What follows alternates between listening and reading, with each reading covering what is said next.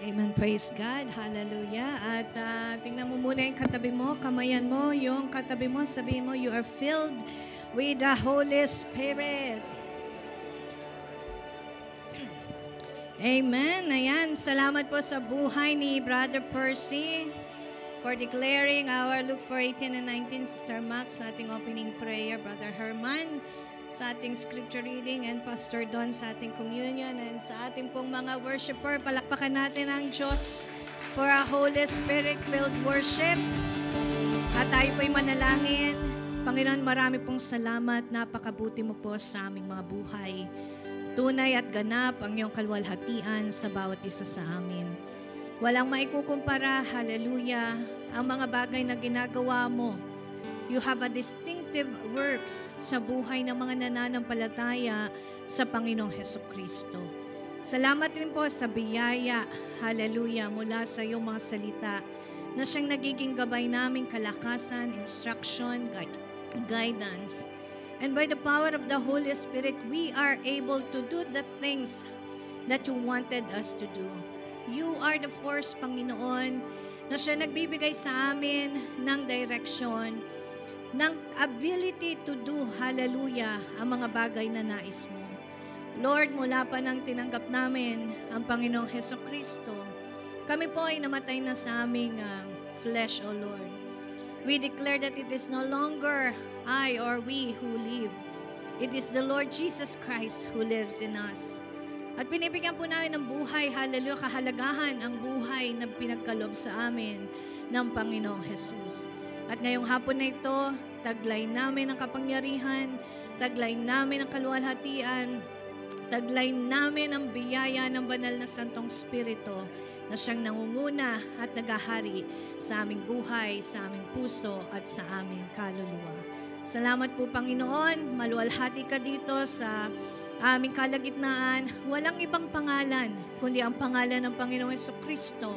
Walang ibang mga salita kundi ang salita ng Diyos ang siyang tumimo sa aming puso na siyang magbabago ng aming mga buhay. To God be all the glory, and this we pray in Jesus' name. Amen and amen. Praise and glory to God. Sabi mo sa katabi mo, you're blessed forever.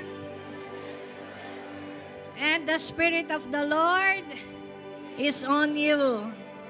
Sa kabila, sabi mo, the Spirit of God is in me. So may first timer po ba tayo? Welcome kay Brother Genesis, fresh from Philippines, and Sister Mirasol. Amen. Thank you sa inyo mga buhay. May first timer po ba? Okay. Ayun, may first timer doon sa banda rito. Nasaan na siya? Ay, ito pala. Siya na nga yun. Siya na nga yun, nak. Okay. Praise God. So sa loob po ng buwan ng July ay pinag-uusapan natin ang Espiritu ng Diyos. Sino dito nakakita na ng Espiritu? Nakakita ka na, Brother Jeff? Ano nakita mo? Kaya akala ko nakakita ka. Sino nakakita ng multo? Ayan. Di ba sa Pilipinas po, napakaraming klase ng mga multo. Huwag ka tumingin sa katabi mo, hindi yan multo. Sa Pinas, yung iba aswang. Sa Pilipinas, parang doon na italangin yung pinakamaraming iba't ibang klase ng mga multo, engkanto, mga laman lupa, kutong lupa, ayan, amoy lupa. Amoy mo yung katabi mo.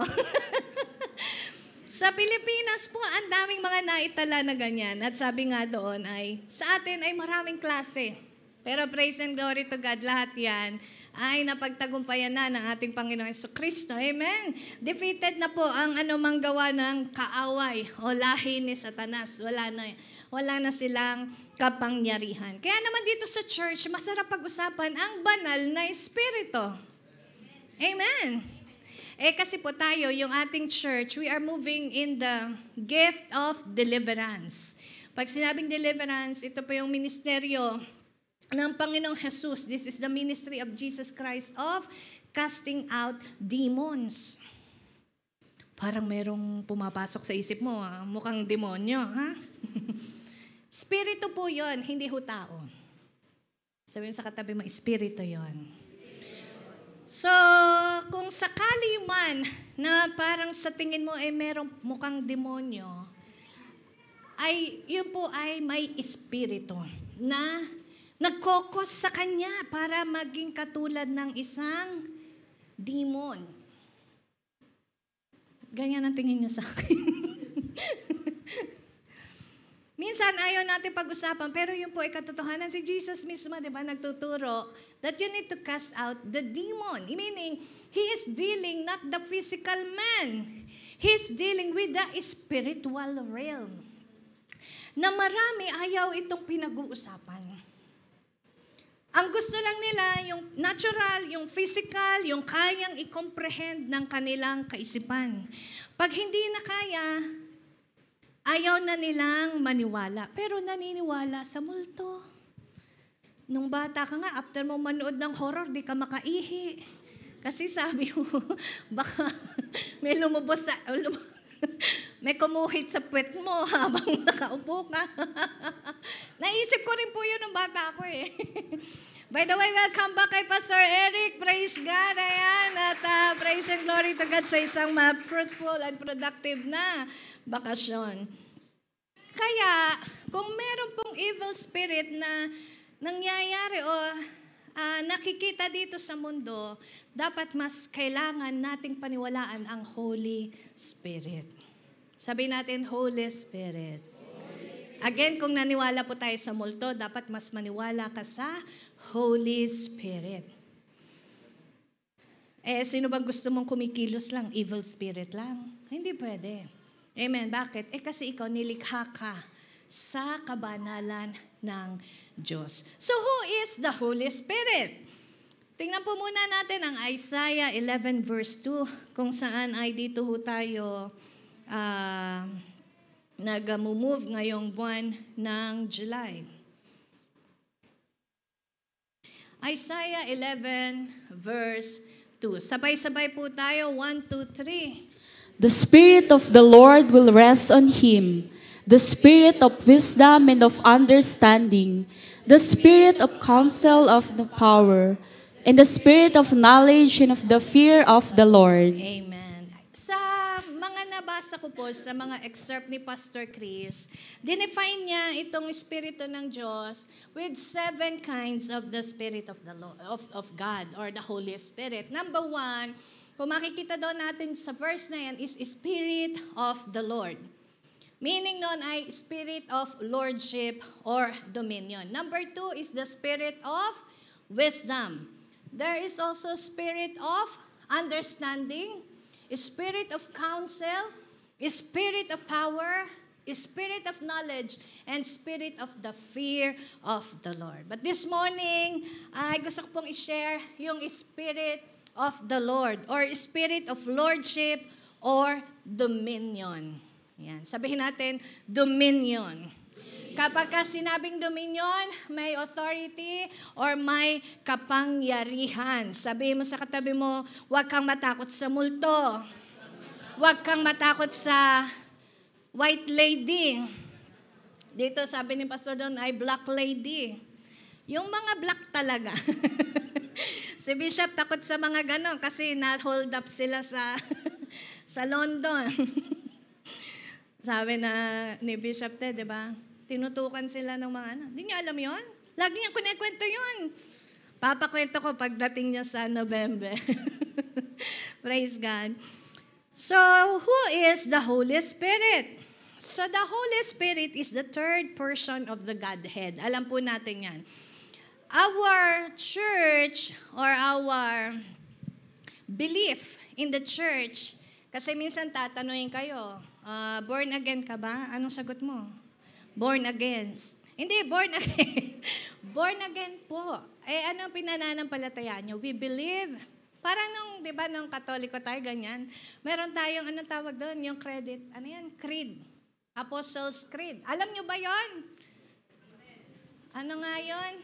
Sumasampalataya ako. Oh. Pero hindi mo alam bakit mo sinasabi yon.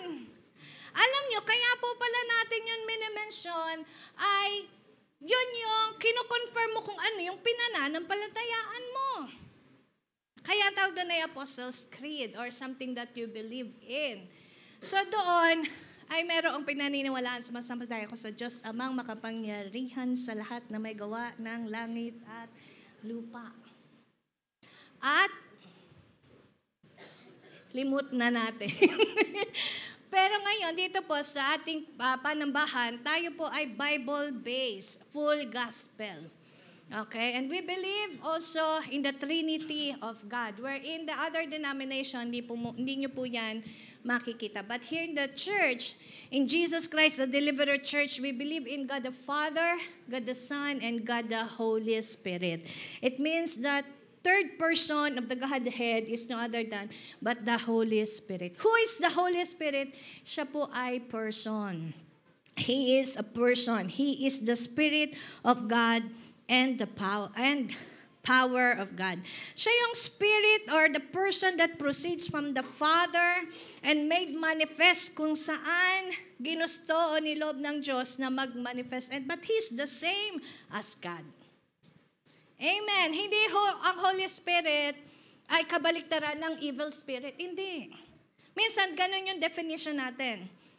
Pag evil spirit, ang kabaliktaran niya, Holy Spirit. But the Holy Spirit is more than that. Sabi mo, it's more than that Holy One. Amen. He is God. Amen. Amen. God po ang Holy Spirit. At yun nga ang nakakatuwa, the Holy Spirit is not in any way lesser than God. Hindi siya mababa o mas mababa kay Jesus Christ. Diba? They are all same. They are all equal. Jesus, the Holy Spirit, and God, the Father. He is co-equal with God and Himself is God. Amen. Malinaw po ba? Amen. Sabihin natin, Holy Spirit, you are my God. He is our God. He is there in the God the Father, God the Son, and the Holy Spirit. At katulad po na isang tao, tingnan mo yung katabi mo. Tao ba yan? Malakas ang tao ni Percy. Tanong mo, tao ka ba? Okay? So yung pong, di ba yung mga tao minsan, para maging close kayo, kailangan makilala mo siya. Kailangan alamin mo siya. Kailangan, para mas maintindihan mo yung pagkatao niya, kailangan may communication kayo o may relasyon kayo. So, ganun din po sa Holy Spirit. Ang gusto pala ng Diyos ay magkaroon tayo ng relasyon with the Holy Spirit. Tingnan natin ang 1 Corinthians 2, verse 9 hanggang 12. 1 Corinthians 2, verse 9 to 12.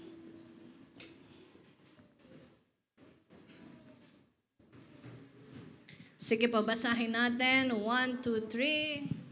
However, as it is written, no eye has seen, no ear has heard, no mind has conceived what God has prepared for those who love Him. Verse 10. But God has revealed it to us by His Spirit. Ayan. The Spirit searches all things, Ayun. even the deep things of God. Again. Maganda tong verse nito. 1, 2, 3. But God has revealed it to us by His Spirit. The Spirit searches all things, even the deep things of God. Ganyan ang Spirit. Siya po yung Holy Spirit. Even yung deep things of the God, the Father, Jesus Christ, lahat nilang deep things about them ay alam ng Holy Spirit. Next, 11. For who among men knows the thoughts of a man except the man's spirit within him? In the same way, no one knows the thoughts of God except the Spirit of God. Kaya po minsan, nahihirapan pala tayong maunawaan ang about sa Holy Spirit, dahil nga, yung Holy Spirit, maring tinanggap mo, pero minsan ay ayaw nating paniwalaan. Sabi mo sa katabi mo, manampalataya ka. Maniwala tayo. Paano ka maniniwala? Hindi mo nga nakikita. Diba, minsan, at least yung multo, sabi mo, gumagalaw. Pag gumalaw yung baso, sabi mo, may hangin.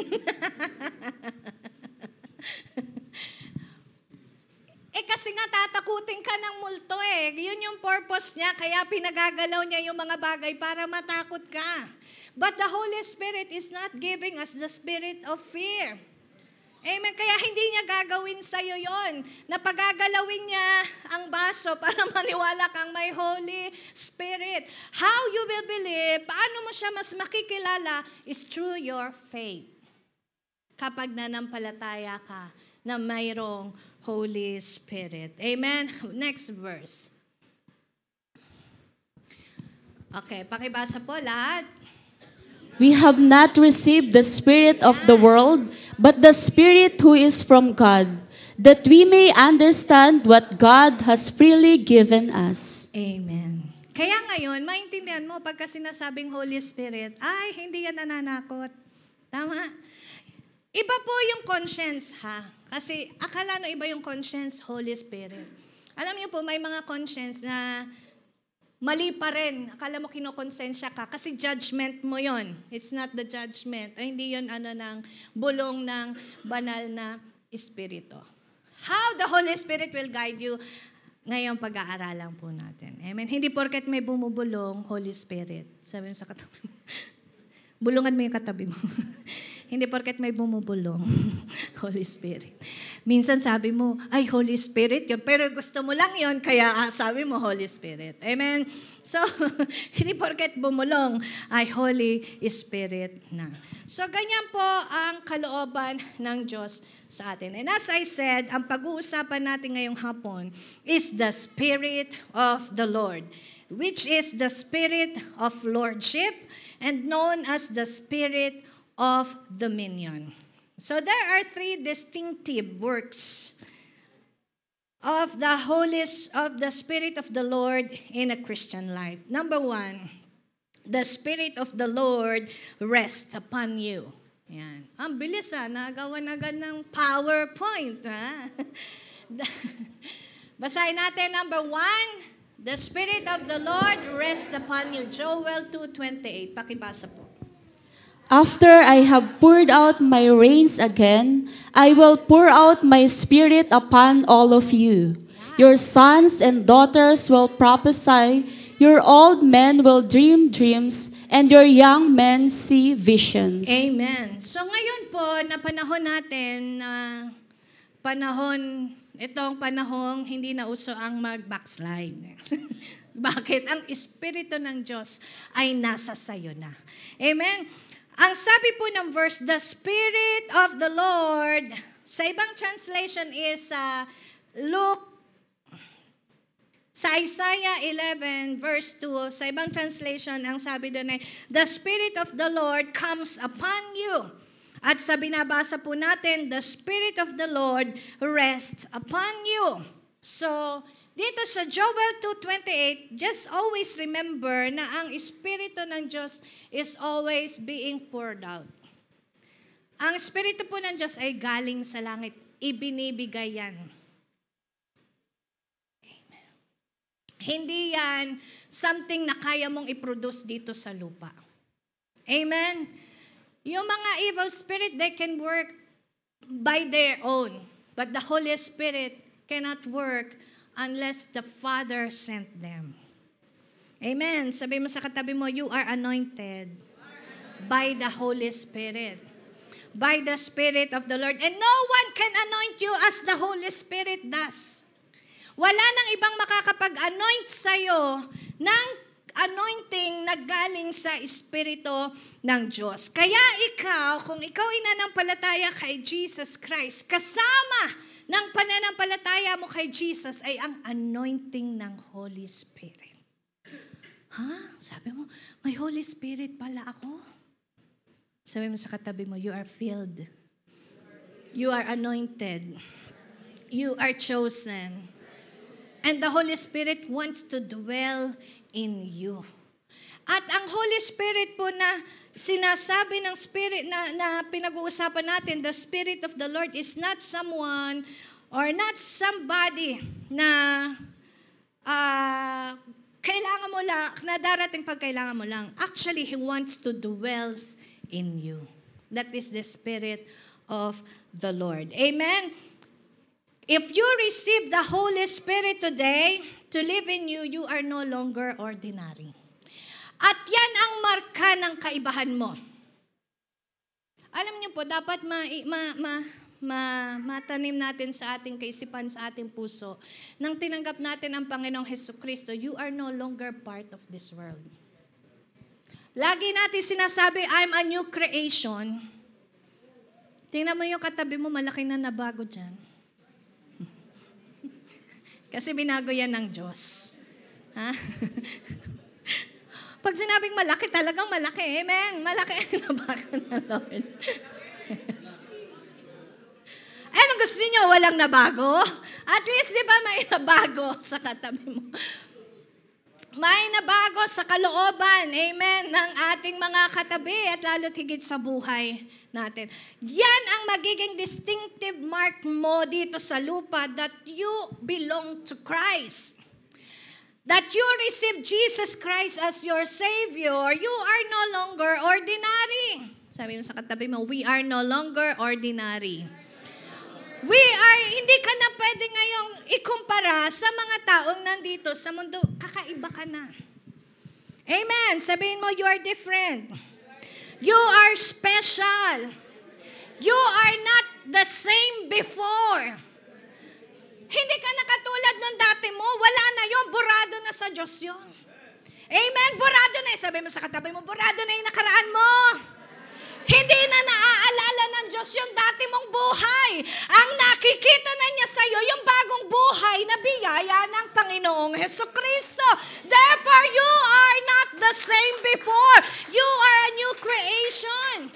Pero pag pinipilit mo pa rin sa sarili mo na, ganito na nga kasi ako, then there is something wrong in your life. You do not believe that Jesus Christ came to give you a new life. Pero pagka sinabi mong, dati ganito yung buhay ko, pero salamat po Panginoon na bago ako. Thank you Lord. May mga ugali pa ako, may mga karakter ako na gusto mong baguhin. Salamat po Panginoon. Ina-acknowledge mo na may kakayanan ang Diyos na baguhin yung ganong karakter. Then, you are empowered by the Holy Spirit of God. Sabi mo sa katabi mo, you are special. You are extraordinary. Para kang siopaw. May pula. Di ba? Special. Ayan, may marka ka. Alam nyo po, pagka mga special may mark, alam nyo ba yun? Minamarkahan yan. Pagka mga special o kakaiba or hindi ka belong dito sa mga ordinaryo, palaging may distinctive mark. Sabihin mo, distinction.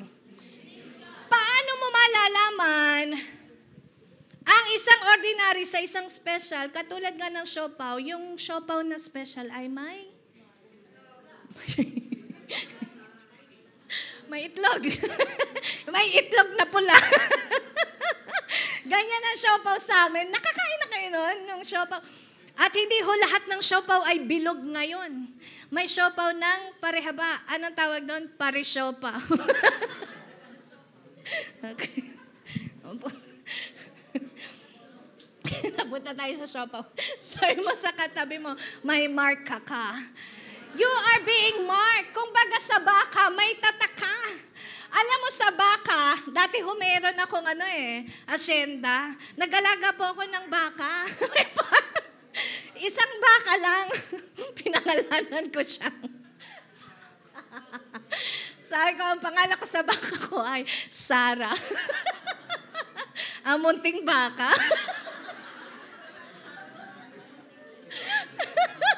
Ang nanay ng mga baka.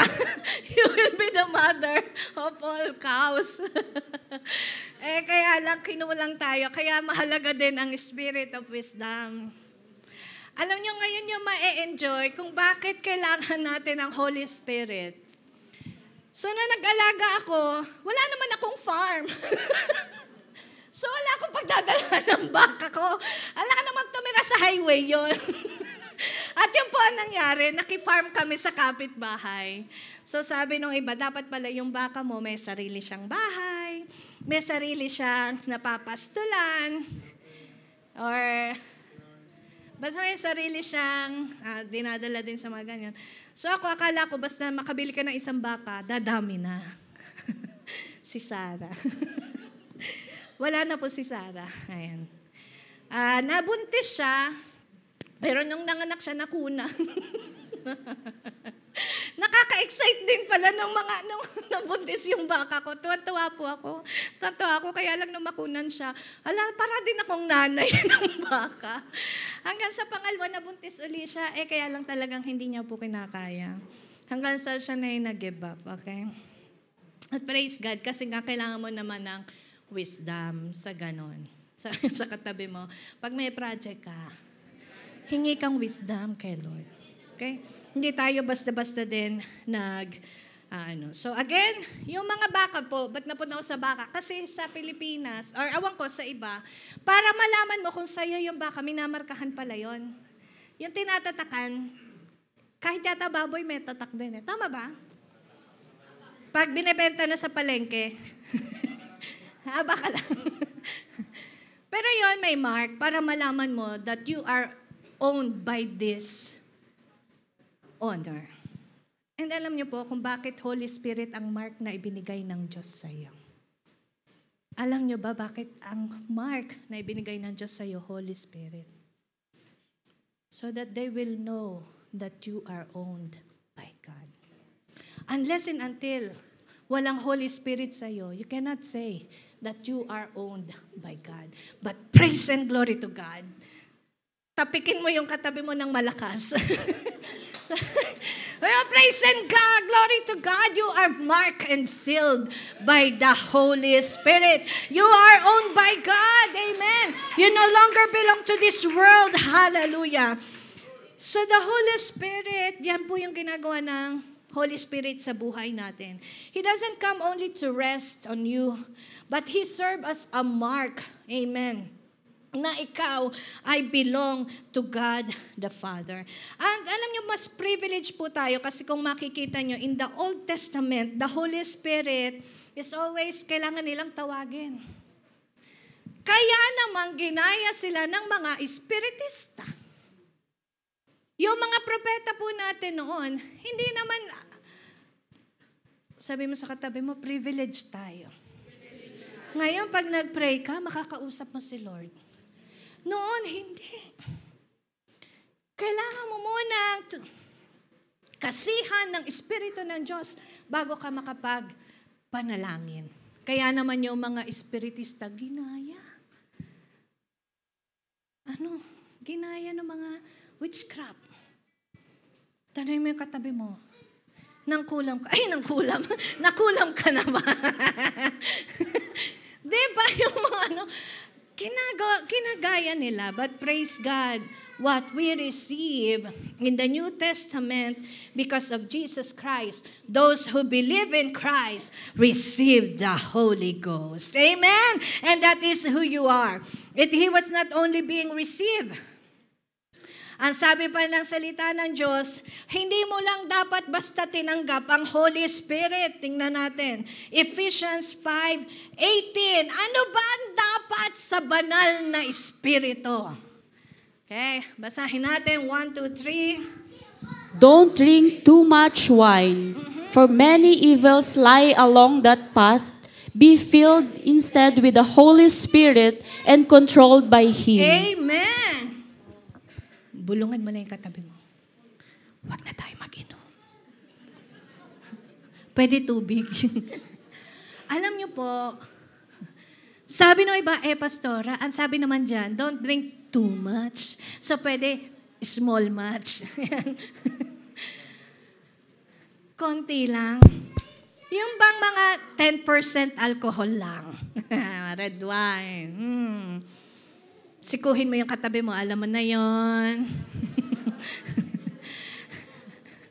Alam nyo po, bawat espiritu ay nagkokos sa buhay natin. Nakaka-move. Maglagay ka ng konting espiritu mamaya, kayang dumami yan. Mag-invite ka lang ng isa. Hindi mo nakikita sa spiritual realm. Isa lang in-invite mo, libo-libo na yung nagtatakbuhang mga espiritu sa'yo. Kaya halimbawa, nagalit ka, Isa lang namang tao yung kinagalitan mo eh. Pero di mo alam, dami nakapaligid sa'yo. Pikit ka ng konti lang. Akala mo, kasi hindi mo makikita kung ano nangyayari sa spiritual realm. Pero yun po ang katotohanan. May tinanong si Jesus Christ. Lumapit sa kanya.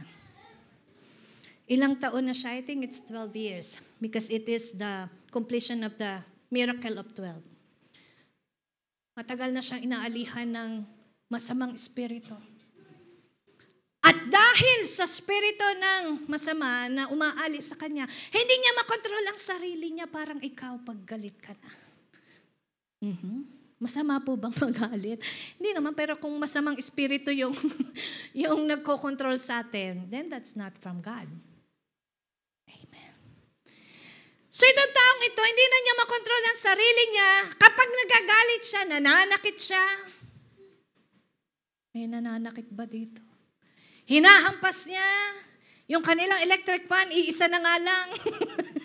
Ibinabato pa ang mga gamit sa bahay. Yan yung regalo ng kasal natin. Yan na nga lang ang natitirang baso. Basag-basag na. Yan. So that is spirit that is controlling you.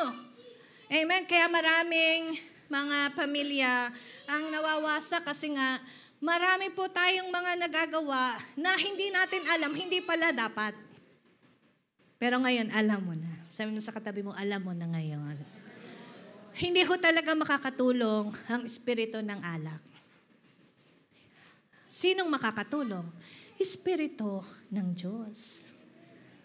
Hala, parang pinatamaan ako ni Pastora. Wala ho akong pinatatamaan. Galing tayo lahat dyan. Galing din ako dyan. May kalendaryo pa kami, ekes lahat. Ibig sabihin ng ekes lahat, tapos na, nakapag-inom na kami. After namin mag-inom, madaling araw yon, Pasko. Di ba pagka, ano yan yung madaling araw? Simbang madaling araw. Nag-ano kami, yung nagdadrama-drama kami sa loob ng simbahan. Ako, Mary, o kaya ako basta kung ano yung role ko niya. Nagdadrama-drama kami bago yung simba. Mga lasing ho kami nun. Kasi nga, hindi mo makontrol yung ginagawa mo. Parang gusto mo palaging gawin yung bagay na yon. Hindi mo na makontrol. Sabi mo, wala kang pera, yung mga lalaki. Palaging walang pera, pero may nakaipit sa balat. Sabi niya, sino yan? Yung tatay niya. Si Ruby.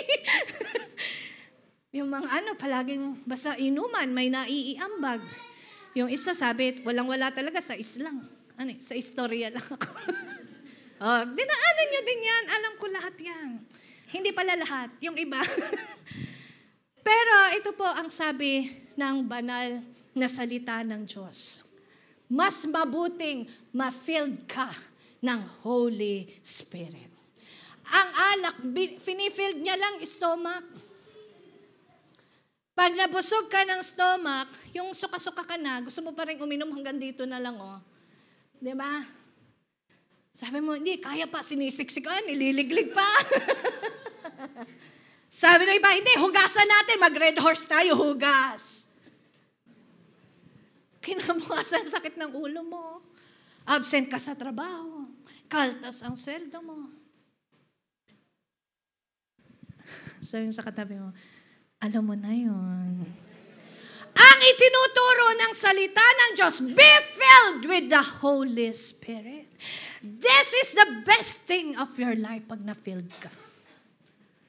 Bakit? Meron bang, kung ikaw ay na-filled ng spirito ng alak dito sa mundo, may nangyayari sa buhay mo, meron ba? Meron. Nasakit nga ulo mo Nag-iiyak ka nga lalo Niyayakap mo pa kubeta. Tapos sabi mo, may nangyayari sa'yo. Pero bukas problema pa rin yan. Sabi mo sa katabi mo, bukas problema pa rin yan. Pero pag Holy Spirit ang na-filled sa'yo, hindi mo alam ngayon pa lang yung problema mo, sinusolusyonan na ng Diyos. Amen? Nadadirect ang buhay mo sa tama, sa maayos, sa mabuti. Bakit mo ipagpapalit yan? Sabi mo, I choose to be filled with the Holy Ghost. Tawa ka, ha, ha, ha. Kasi sabi doon, Holy Ghost, masaya po ang filled ng Holy Spirit. Acts 2 verse 4. Paano po ba ma-filled with the Holy Spirit? Acts 2 verse 4. Ayan. 1, 2, 3. And everyone present was filled with the Holy Spirit and began speaking in languages they didn't know, for the Holy Spirit gave them this ability. Tingnan mo ka. Sa totoo lang noon, nalalasing ka. Sabi mo, hindi mo alam ang pinagsasabi mo. Saka pinagagagawa mo. Nagiging mataldal ka din. Hindi ka na kumakanta sa karaoke, nakakakanta ka ng 12. Pag may nang-agaw pa ng number mo, galit ka pa. Ay, ako ang pumindot niyan.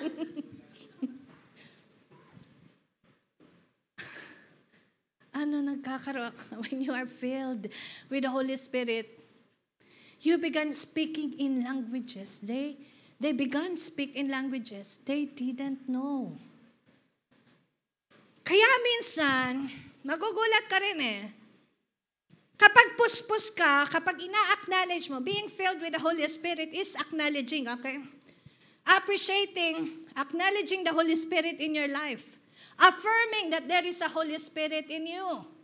Kasi kapag ka napuspos ka, sometimes you are speaking ng mga bagay na ikaw mismo nagugulat, ay, nasabi ko yun, praise God.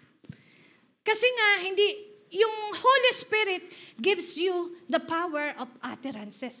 That is the Spirit of the Lord. Yung Espiritu ng alak, ang kaya niyang ibigay na mga utterances ay chismis, distraction, pati yung hindi mo dapat ikwento sa iyong kaibigan na ikwento mo. Sabi mo dun sa kaibigan mo, tayo lang may alam nito. Sabi naman ng kaibigan mo, may kaibigan din siya. Tayo lang ang ikaw lang ang sinabihan ko. Yung sinabihan mo, may kaibigan din. Ano na produce? Hindi solusyon, kundi distraction. Yan ang kayang ibigay ng puspos ng Holy Spirit. You began to speak in tongues or in languages. So, hindi ho abnormal ang nag-i-speak in tongues na Kristiyano. It's your language. Dito nga, ginagaya niyo yung al-abwabutublak Huh? Alam natin lahat nyo, pero naiintindihan mo. Pag sinabi ko, al-abwabutublak, alam nyo ano ibig sabihin. Yun nga, inaaral natin Ibang lengguwahe yun. And as filled by the Holy Ghost, you will have some utterances that you and only God can understand. Yun yung tawag ng speaking in tongues. Kaya sabihin mo sa katabi mo, I am excited. Mag-speak in tongues tayo. That's how I meant to be filled with the Holy Ghost. Hallelujah.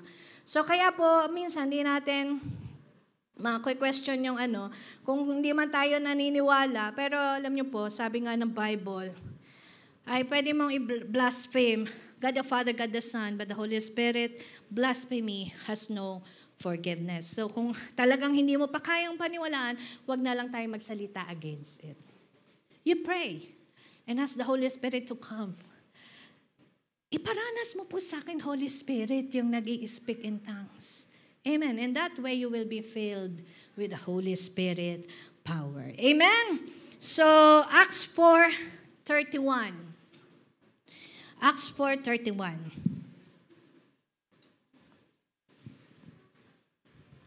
Okay, basahin natin. 1, 2, 3. After this prayer, the building where they were meeting shook, and they were all filled with the Holy Spirit and boldly preached God's message. That's why a Holy Spirit-filled Christian can now boldly preach the message of God. Why? Because of the Holy Spirit. Amen? Number 2. Ano yung una? The Spirit of the Lord rests upon you. And number 2, the Spirit of the Lord anoints you with power of service. The Spirit of the Lord anoints you with power for service. Alam niyo po, hindi lahat ng tao naglilingkod sa Diyos. Tama? Tama po ba? Hindi ho lahat nagmamahal sa Diyos. Hindi rin lahat nagbibigay sa Diyos. Sabi mo sa katabi mo, buti na lang katabi kita ngayon. In-anoint ng Holy Spirit, yan. So that you are able to do the service for God. Wala pong makakapaglingkod sa Diyos kung hindi siya ay i-anoint ng Diyos. So the Spirit of the Lord is the one who anoints you with the power for service. Kahit gustuhin mo na maglingkod sa Diyos, yung desire na maglingkod sa Diyos, galing din yun sa Holy Spirit. Amen? Amen po ba? Sabi sa katabi mo yung desire mo, galing pala sa Holy Spirit yun. Amen.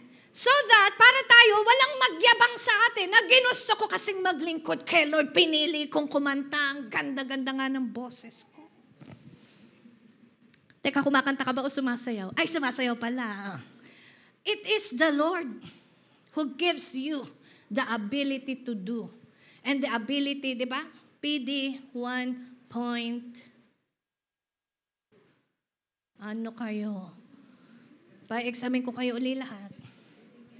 Ano ang God's power? PD? PD 1. Oo nga, PD 1. 1 point. Ala kayo. At naglaban-laban ang mga disciple. Cancel.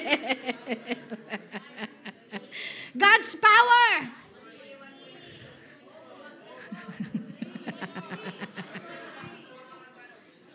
Sige, tawa na lang tayo lahat. Para masaya. Ay, nako. Okay lang yan.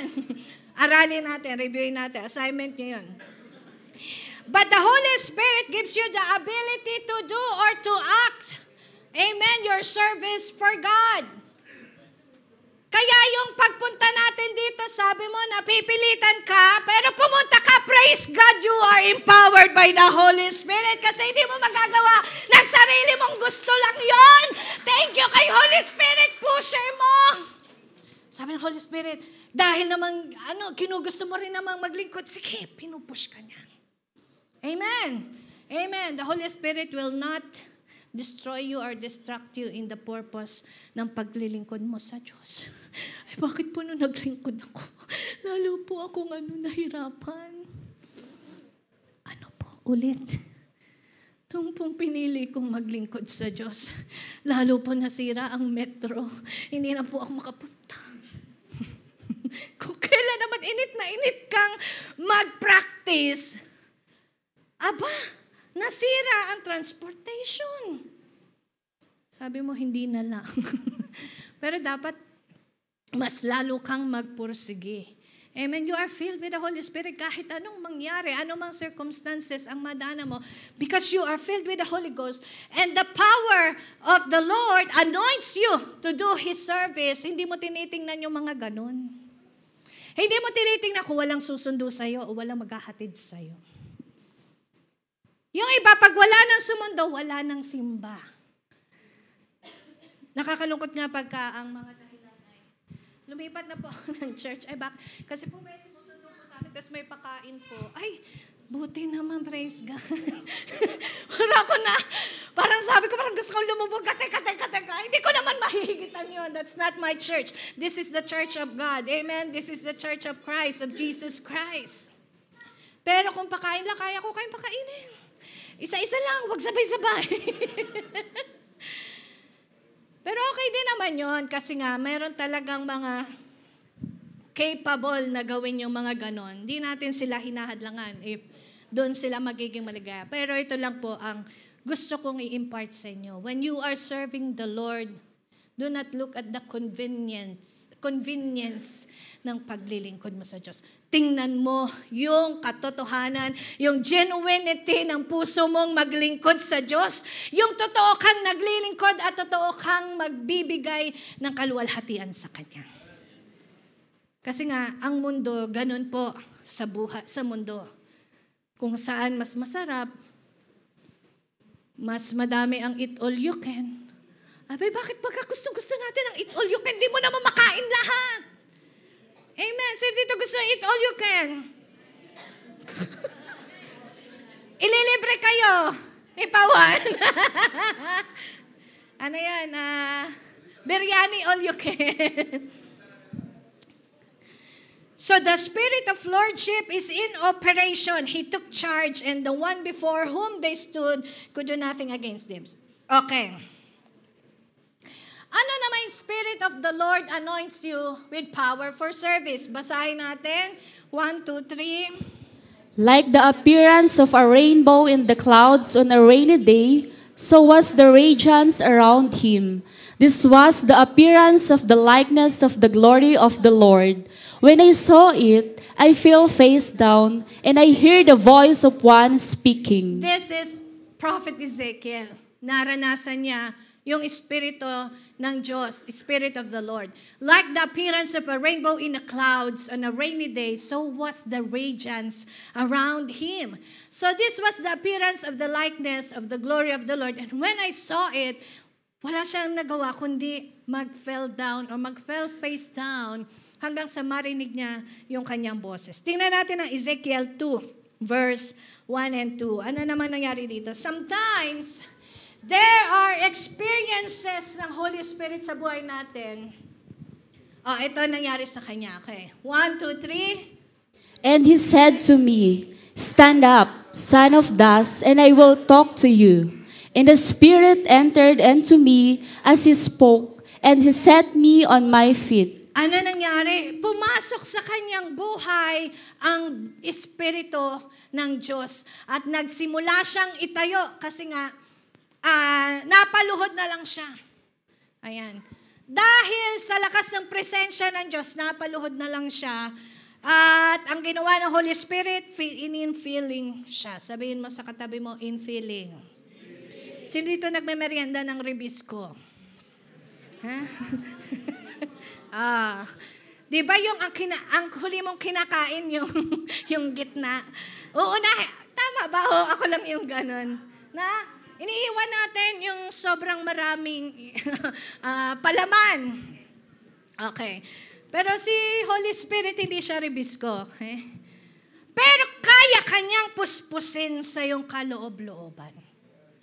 And yun ang gustong-gusto ng Holy Spirit sa buhay natin. At kapag napuspos ka, alam mo ba kapatid, sabi mo sa katabi mo, pag napuspos ka ng Holy Spirit, alam mo kaya kanyang itayo. Naranasan nyo na ba sa buhay nyo? Nananalangin ka kay Lord, yung hinang-hinaan, nakaranas ba kayo ng ganong sitwasyon? Yung hinang-hina ka na sa buhay. Tapos sabi mo, hindi, luhod na lang talaga ako. Minsan lupay-pay ka na lang. Minsan sa kama ka nakalupay-pay. Kama na lang ang iyong sandigan. Yung unan mo, tumulunat lahat dun sa lahat. May pawis, may sipon, may luha. Ang sabi mo, hirap ka, pagod ka na. Marami pong mga kahit na Kristiyano na nakakaranas pa rin ng ganon. Pero alam niyo po, wag mong kalilimutan, may Holy Spirit na kaya kang itayo sa lahat ng sitwasyon ng iyong buhay. Sabi mo sa katabi mo, the Holy Spirit will always accompany you. Ang kailangan lang, maisip natin yun, makita natin yung kakayahan niyang yun. Marami kasing mga Christian din, minsan nai-engage tayo dun sa sinasabing wala naman tayong ginagawang masama. Pero may mali. Tama ba? Minsan sabi mo, hindi ka naman gumagawa ng masama, pero may nagagawa naman tayong mali. Iba po yung gumawa ng masama sa gumagawa ng mali. Alam niyo po, magkapatid yan. Pag nakagawa ka ng mali, mamaya, ang resulta niya, napapasama. Kaya maraming mga Christian, nagtataka sila, sabi nila, wala naman silang ginagawang masama. Teka, tingnan natin, baka may nagagawa po tayong mali. Amen. Kasi judgment mo na naman yun eh. Ang tao, kaya niyang i-judge kung masama o mabuti. Kaya sabi ni Pastor Don, di ba, laging sinasabi, yung tree na nagpo-produce ng knowledge of good and evil. Magaling ang human flesh sa ganon. But the Holy Spirit will always tells you what are the right things to do. Acts 8:39. Acts 8:39. Basahin natin. When they came up of the water, the Spirit of the Lord caught away Philip, and the eunuch never saw him again, but went on his way. Ito pong si Philip, siya po ay isang lingkod ng Diyos.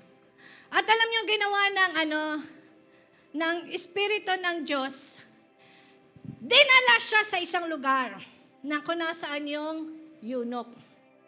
At yung eunuch na yung gustong magpabautismo. Pagkatapos na mabautismuhan niya, dinala uli ng Diyos si Philip out doon sa lugar kung nasaan yung eunuch. Hindi na nakita ng eunuch kung nasaan si Philip. That's the power of God. Kaya kang dalhin ng Diyos. Kaya kang dalhin ng Diyos sa isang magandang sitwasyon at kaya ka rin tanggalin ng Diyos sa isang sitwasyon na hindi mo ginugusto o hindi mo ikakabuti. Praise God. Sabi mo sa katabi mo, mabuti ang Diyos. Biyaya ng banal na Espiritu. Acts 1:8. Sabi ni Jesus Christ, doon sa kanyang mga disipulo, wag muna kayong umalis. Wait until the Holy Spirit has come upon you. Why? Ito, dumating na yung Holy Spirit. After the Holy Spirit, anong darating sa'yo? You will receive power. So do not settle that you are filled by the Holy Spirit. You receive also the power. Sabi mo, power. Tayo, yung ang kilikili power, nagagalit tayo eh. Ibig sabihin, nakaka-apekto sa buhay natin. How much more the power of the Holy Spirit? Dapat mas umaapekto yan or nagkaka-effect sa buhay natin. Why? You will receive power to testify about me with great effect to the people in Jerusalem, Judea, Samaria, and to the ends of the earth about my death and resurrection. Praise God. 2 Timothy 1:7.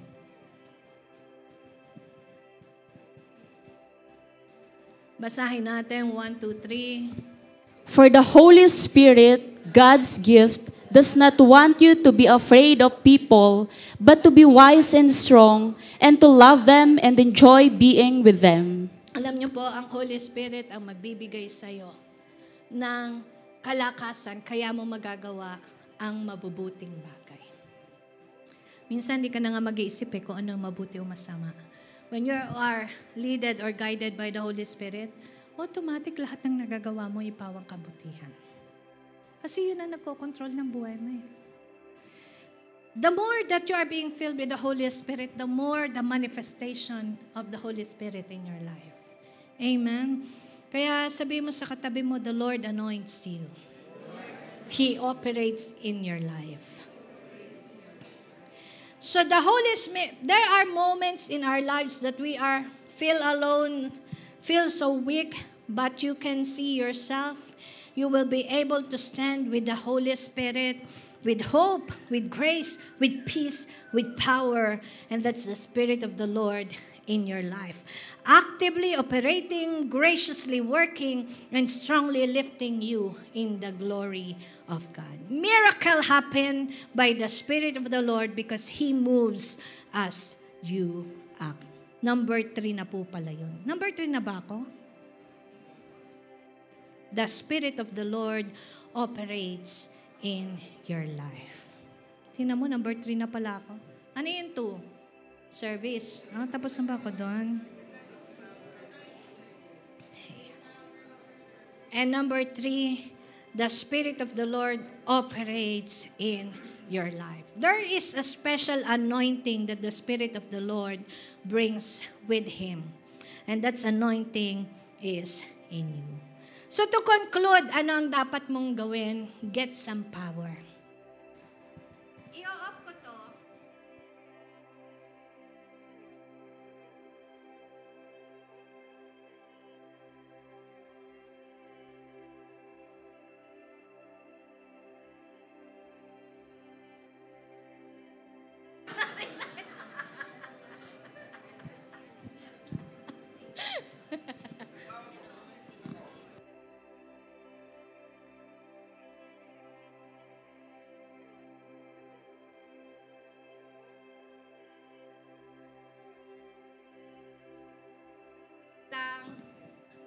Makikita mo yung manifestation ng power niya.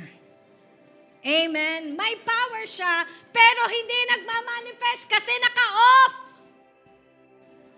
Sometimes, that's the power of that's the Holy, yung power dapat ng Holy Spirit sa buhay natin. It's not because the Lord doesn't want it, it's because of you. Hindi mo inoon. Sabi mo sa katabi mo, get some power. And how you'll get the power? 1 Corinthians 4:20. 1 Corinthians 4:20 tayo, anak.